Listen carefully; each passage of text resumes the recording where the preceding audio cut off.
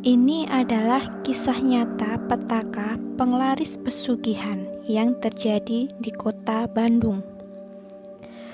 Karena lalai, pelaku pesugihan tersebut mendapatkan teror dari sosok genderuwo seumur hidupnya. Sebut saja Pepeng namanya.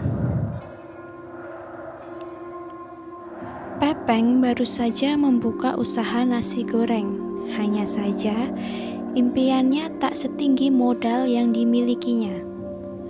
Sebelum tergoda melakukan praktik pesugihan ini, Pepeng hanya mampu membeli gerobak, peralatan masak, dan bahan baku dengan kualitas rendah di pasar Astana Anyar.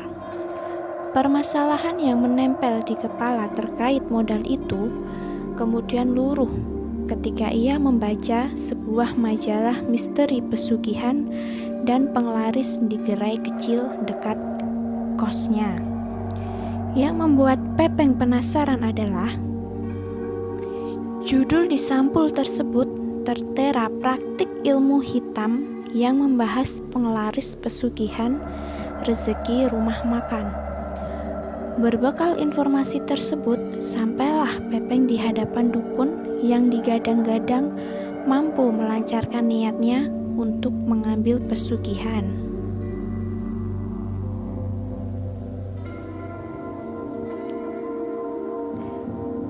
Disebutkan dukun tersebut bernama Mbah Jaya.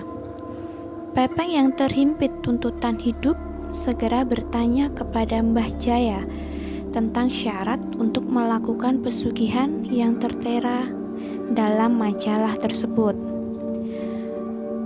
Pesugihan ini tidaklah sulit, kamu hanya perlu memberikan uang kepada saya hari ini sebagai mahar, serta menyiapkan jamuan untuk sang penolong setiap hari, ucap Mbah Jaya. Pepeng sadar jika sang penolong tersebut bukanlah manusia. Demi menggapai bisnisnya untuk membuka kios nasi goreng, ia menyanggupi syarat pesugihan yang mengharuskannya memberikan jamuan sebelum memulai usaha. Setelah itu, Mbah Jaya memberikan kantong kecil berwarna hitam yang diikatnya dengan tali berwarna putih. Ini adalah jimat penglaris pesugihan. Di dalamnya terdapat kertas yang telah diberikan mantra.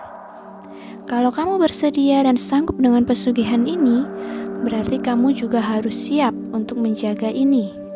Taruh di gerobak setiap kamu berjualan. Dijamin kamu akan dapat untung banyak, ucap Mbah Jaya.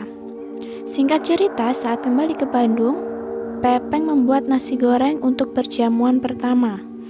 Kemudian lanjut berkeliling komplek menjajakan nasi goreng. Benar saja, jimat penglaris pesugihan yang Pepeng taruh di dalam gerobak menunjukkan kesaktiannya. Banyak pelanggan yang datang mengantri setiap malam. Melihat jimat penglaris pesugihan ini berhasil, Pepeng semakin rajin untuk membuat perjamuan untuk sang penolong. Keberhasilan yang dimilikinya membuat Pepeng mampu membuka kios yang lebih strategis di sekitar perkantoran dan memperkerjakan beberapa karyawan. Akan tetapi, kesuksesan Pepeng membuatnya lupa dengan syarat yang harus dipenuhinya setiap hari. Kini ia sudah jarang untuk memberikan jamuan kepada sang penolong pesugihan karena tidak punya cukup waktu.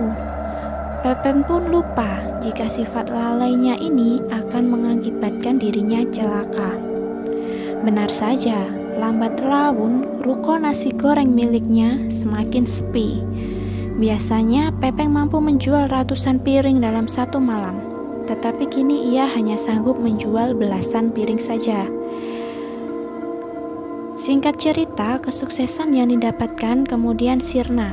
Pepeng harus memecat karyawannya, menutup ruko, dan kembali berjualan keliling. Enggak guna, teriak Pepeng sambil melempar jimat itu ke sungai.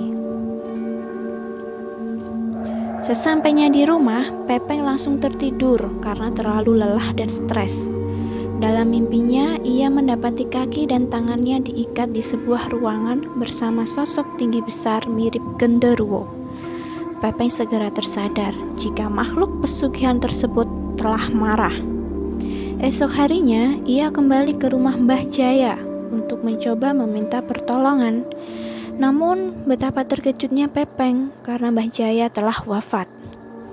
Tidak tahu harus meminta tolong kepada siapa, Pepeng kembali ke kota Bandung dan menjalani hari-harinya seperti biasa. Hingga saat ini katanya, Pepeng masih berjualan nasi goreng ditemani sosok genderuwo tinggi besar yang selalu melihatnya dari kejauhan.